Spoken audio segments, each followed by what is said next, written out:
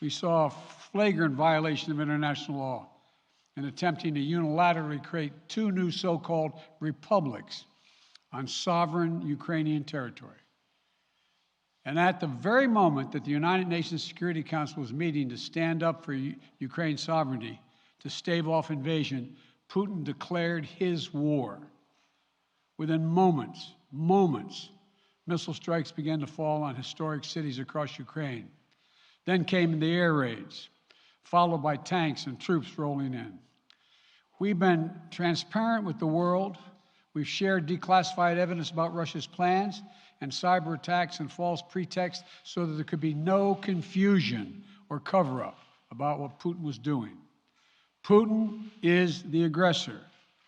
Putin chose this war, and now he and his country will bear the consequences. Today, I'm authorizing additional strong sanctions and new limitations on what can be exported to Russia. This is going to impose severe cost on the Russian economy, both immediately and over time. We have purposely designed these sanctions to maximize the long-term impact on Russia and to minimize the impact on the United States and our allies. And I want to be clear, the United States is not doing this alone. For months, we've been building a coalition of partners representing well more than half the global economy. 27 members of the European Union, including France, Germany, Italy, as well as the United Kingdom, Canada, Japan, Australia, New Zealand, and many others, to amplify the joint impact of our response. I just spoke with the G7 leaders this morning, and we're in full and total agreement. We will limit Russia's ability to do business in dollars, euros, pounds, and yen to be part of the global economy. We'll limit their ability to do that. We're going to stunt the ability to finance and grow the Russian military. We're going to impose major, and we're going to impair their ability to compete in high-tech 21st century economy. We've already seen the impact of our actions on Russia's currency and the ruble, which early today hit its weakest level ever in history. The Russian stock market plunged today. The Russian government borrowing rate spiked by over 15%. In today's actions, we've now sanctioned Russian banks that together hold around $1 trillion in assets. We've cut off Russia's largest bank, a bank that holds more than 1/3 of Russia's banking assets by itself, cut it off from the U.S. financial system. And today, we're also blocking 4 more major banks. That means every asset they have in America will be frozen. This includes VTB, the second largest bank in Russia, which has $250 billion in assets. As promised, we're also adding the names to the list of Russian elites and their family members that we're sanctioning as well. As I said on Tuesday, these are people who personally gain from the Kremlin's policies, and they should share in the pain. We will keep up this drumbeat of those designations against corrupt billionaires in the days ahead. On Tuesday, we stopped the Russian government from raising money from U.S. or European investors. Now we're going to apply the same restrictions to Russia's largest state-owned enterprises, companies with assets that exceed $1.4 trillion. Some of the most powerful impacts of our actions will come over time as we squeeze Russia's access to finances and technology for strategic sectors of its economy and degrade its industrial capacity for years to come. Between our actions and those of our allies and partners, we estimate that we'll cut off more than half of Russia's high-tech imports. It will strike a blow to their ability to continue to modernize their military. It'll degrade their aerospace industry, including their space program.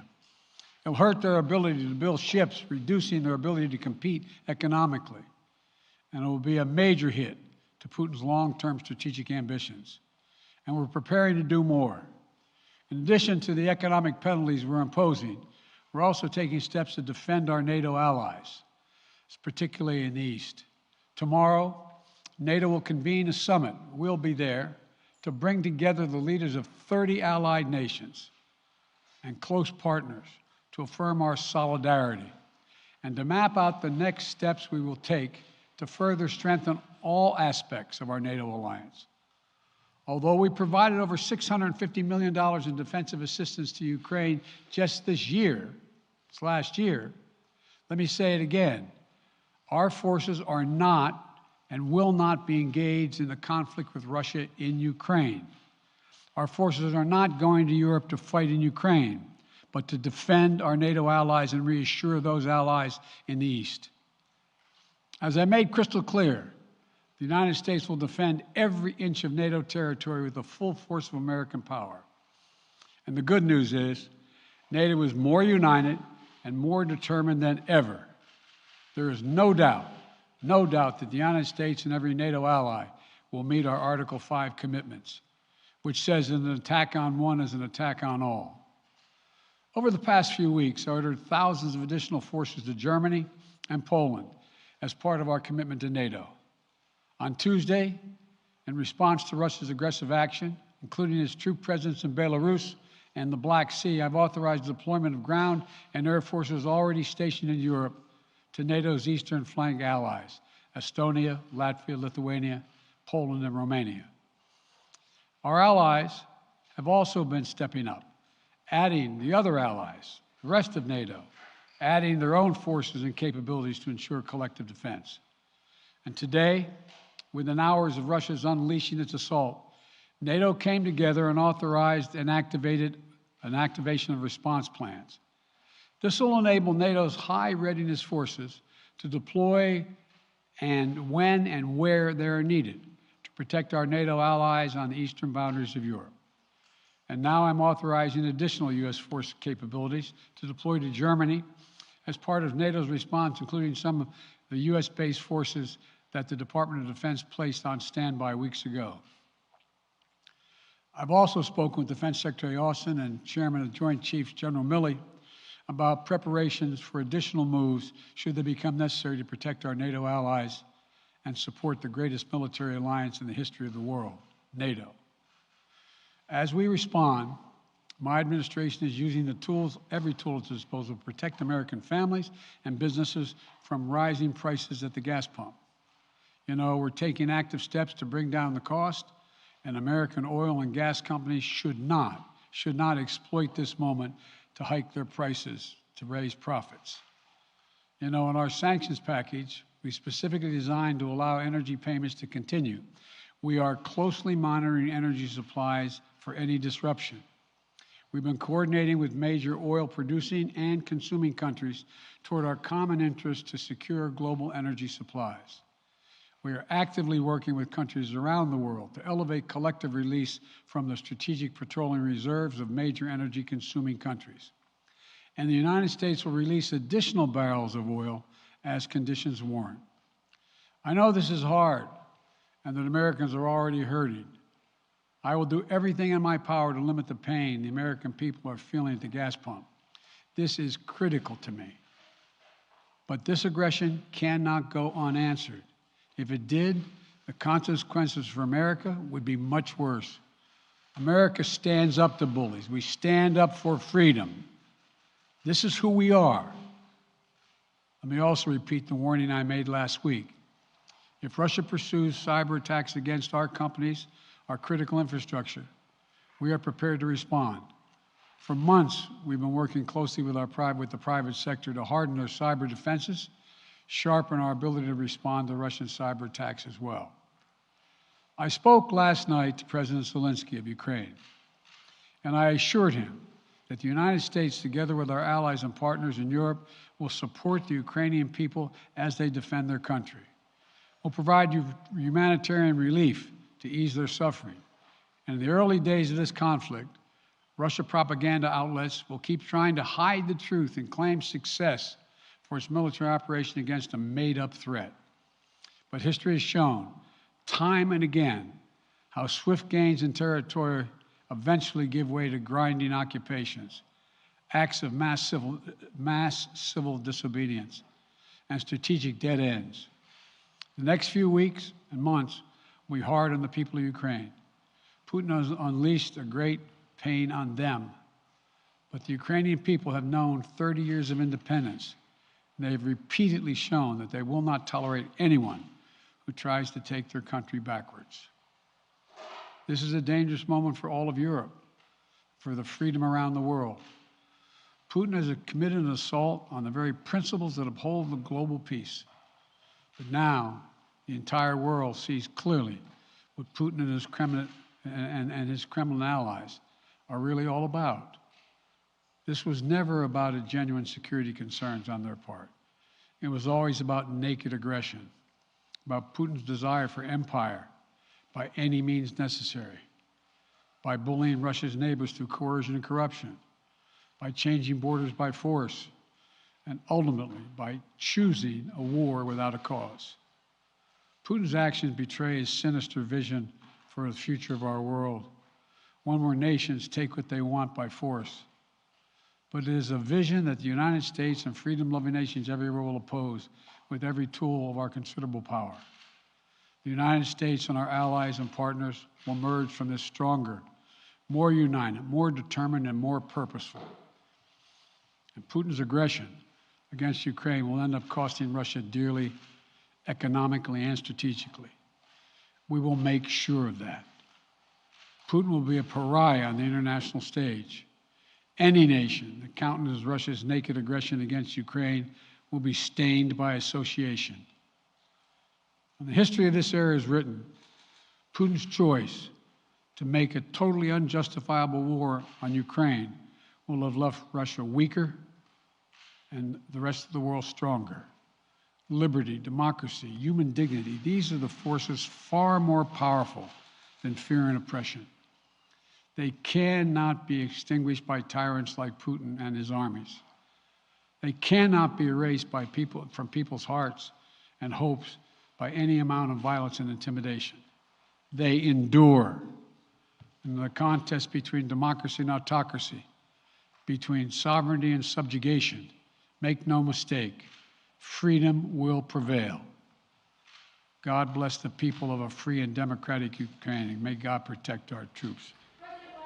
Mr. President. Associated Press, Zeke. So do you have any plans to speak with President Putin at this point? And what interactions have you had with the Russian government? I heard the first part. Do I have any plans to speak with Putin at this point, and what? What communications have you had with the Kremlin as far as military operations in Ukraine and making sure this does not spiral into a larger conflict? Well, it's a large conflict already. The way we're going to ensure it's not going to aspire to a larger conflict is by providing all the forces needed in the Eastern European nations that are members of NATO. NATO is more united than it's ever been, and I have no plans to talk with Putin. Wall Street Journal, Tarina. Mr. President, you didn't mention SWIFT in your sanctions that you announced. Is there a reason why the U.S. Isn't doing that? Is there a disagreement among allies regarding SWIFT and whether Russia should be allowed to be a part of it? The sanctions that we've proposed on all their banks have of equal consequence, maybe more consequence than SWIFT, number one. Number two, it is always an option, but right now that's not the position that the rest of Europe wishes to take. Cecilia Vega, ABC. Sir, sanctions clearly have not been enough to deter Vladimir Putin to this point. What is going to stop him? How and when does this end? And do you see him trying to go beyond Ukraine? And a second question I'll just give to you now. This statement that he gave last night, the threat that he gave, the West will face consequences greater than any you have faced in history. Is he threatening a nuclear strike? I have no idea what he's threatening. I know what he has done, number one. And number two, no one expected the sanctions to prevent anything from happening. It has to show, this is going to take time, and we have to show resolve so he knows what's coming. And so the people of Russia know what he's brought on them. That's what this is all about. This is going to take time. It's not going to occur. He's going to say, oh my God, these sanctions are coming, I'm going to stand down. He's going to test the resolve of the West to see if we stay together, and we will. We will, and it will impose significant costs on him. Will he go beyond Ukraine, sir? Do you see him going beyond? Yes. Two topics, just really quick. First, markets are down. and gas prices are up. I know you always stress the difference between Wall Street and Main Street, but everybody seems to be in for some economic pain. How economically painful is it going to get for people in this country? And I do have one more question. First of all, there's no doubt that when a major nuclear power attacks and invades another country, that the world is going to respond, and markets can respond all over the world. So there's no doubt about that, number one. Number two, the notion that this is going to last for a long time is highly unlikely as long as we continue to stay resolved in imposing the sanctions we're going to impose on Russia, period. What's the next question? I'm sorry. The next question is, did you underestimate Putin, and would you still describe him the way that you did in the summer as a worthy adversary? At the time, I made it clear as an adversary, and I said he was worthy. I didn't underestimate him. And I've read most of everything he's written. Did you read I shouldn't, I'm not being a wise guy. You heard the speech he made, almost an hour's worth of speeches, why he was going into Ukraine. He has much larger ambitions in Ukraine. He wants to, in fact, reestablish the former Soviet Union. That's what this is about. And I think that his ambitions are completely contrary to the place where the rest of the world has arrived. You're confident that these devastating sanctions are going to be as devastating as Russian missiles and bullets and tanks? Yes, Russian bullets, missiles, and tanks in Ukraine. Yes, I am. Thank you, President Biden. If sanctions cannot stop President Putin, what penalty can? I didn't say sanctions couldn't stop him. You've been talking about the threat of these sanctions for several weeks now. Yes, but the threat of the sanctions and imposing the sanctions and seeing the effect of the sanctions are two different things. They're two different things. And he's going to begin to see the effect of the sanctions. And what will that do? How will that change his mindset here, given he's Because it attacking will so Ukraine as we weaken his speak? country that he'll have to make a very, very difficult choices of whether to continue to move toward being a second-rate power or, in fact, respond. You said in recent weeks that big nations cannot bluff when it comes to something like this. You recently said that the idea of personally sanctioning President Putin was on the table. Is that a step that you're prepared to take? And if It's not a bluff, it's on the table. sanctioning President Putin? Yes. Why not sanction him today, sir? Mr. President? Why not sanction him today, sir? Mr. President, if I can, you detailed some severe and swift new sanctions today and said the impact it will have over time. But given the full-scale invasion, given that you're not pursuing disconnecting Russia from what's called SWIFT, the international banking system, or other sanctions at your disposal, respectfully, sir, what more are you waiting for? Specifically, with the sanctions we've imposed exceed SWIFT. The sanctions we imposed exceed anything that's ever been done. The sanctions we imposed have generated 2/3 of the world joining us. They are profound sanctions. Let's have a conversation in another month or so to see if they're working. Yes. Can I ask you about Zelensky? Sir, you spoke to Vladimir Zelensky yesterday, sir. What's the risk that we are watching the beginning of another Cold War, and is there now a complete rupture in U.S. and Russian relations? There is a complete rupture right now in U.S.-Russian relations if they continue on this path that they're on. And in terms of a Cold War, that depends. You have the vast majority of the rest of the world in total opposition to what he's doing, from Asia to South America to Europe to around the world. And so it's going to be a cold day for Russia. The idea, you don't see a whole lot of people coming to his defense. And are you, if I could follow up, sir, are you urging China to help isolate Russia? Are you urging China to help isolate Russia? I'm not prepared to comment on that at the moment.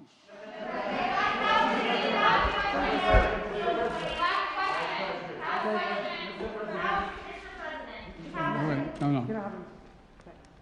Yeah. No. He's had his hand up a long time. Thank you, Mr. President. How concerned are you that Putin wants to go beyond Ukraine into other countries, and the U.S. will have to get involved if he moves into NATO countries? Well, if he did move into NATO countries, he will be involved. We will be involved. The only thing that I'm convinced of is if we don't stop now, he'll be emboldened. If we don't move against him now with these significant sanctions, he will be emboldened. Look, you know, well, anyway. Can you talk anything more about your conversation? Mr. President,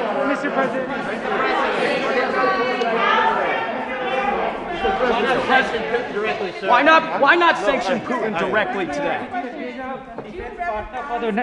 I'm sorry, I can't hear you. Sir, India, which is a major defense partner of the United States, is India fully with you on the issue of Ukraine and Russia? Does the Defense Department of the United States? Sir, India is one of your major defense partners. Is India fully in sync with the United States on Russia? We're in consultation with India today. We haven't resolved that completely. One more question. Okay, thank you all very much. Thank you. May I yield the financial impact, sir? Are you sanctioning President